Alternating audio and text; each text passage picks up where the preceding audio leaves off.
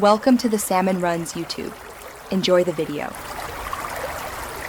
You start by isolating a small test area and protecting surfaces. This confirms wall adhesion and texture response. Wet a microfiber cloth with warm water or run a handheld steamer across a 2x2 section for 10-15 minutes to soften glue without saturating drywall.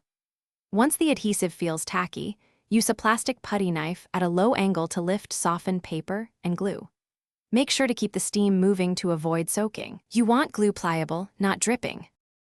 After initial lifts, switch to systematic scraping. Work in 2-3 foot sections and hold your plastic putty knife nearly flat to avoid gouging texture. If residue remains, mix a diluted solution, 1 part fabric softener or commercial remover to 3 parts warm water, and wait 5-10 minutes for penetration. Once done, re-steam stubborn patches and repeat scraping. Make sure to keep the scraper moving with short, controlled strokes so you remove glue without flattening texture, and wipe residue with a damp sponge as you go. When most glue is gone, rinse the wall with clean water using a sponge and blot dry to prevent reactivation. For any small gouges caused by scraping, apply lightweight spackle, feather the edges, and let it cure fully before sanding smooth.